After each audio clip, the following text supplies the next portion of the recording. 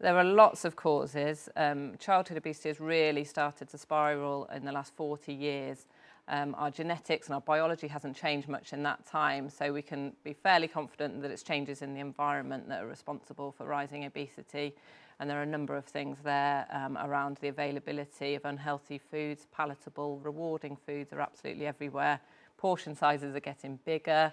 Children are doing less exercise. There are less green spaces. Less PE at school. There are a number of reasons, but it does come down to eating too much and not moving enough. There are loads of risks. I mean, if a child is obese during childhood, they're likely to be obese during adulthood as well. It does track through.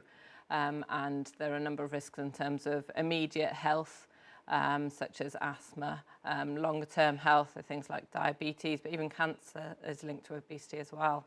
And then particularly in children, there's a lot of sort of social implications. So obese children are more likely to be socially isolated, they're more likely to be bullied, and that can lead to mental health difficulties if a child really does suffer from that a lot.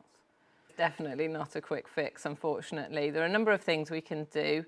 As I said, we need to get kids up and moving more, so that's things like encouraging restrictions on watching TV, and there's sort of advertising content that's promoting all of these unhealthy foods, restricting the use of video games and getting kids to actually be more active, but also thinking about what foods are brought into the home and what sort of messages parents are giving their children about what foods are good to eat.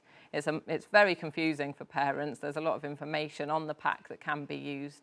And we need to raise awareness for parents as well of how to interpret that information and make sure what they're giving their children is the best for them. The government have definitely got a role to play. They can bring in lots of legislation around things like advertising and things like how supermarkets sell food. But in the immediate term, while we're waiting for more political action, there are lots of things parents can do as well to encourage healthier eating habits and get active and eat less of those high fat, sugar, salt foods.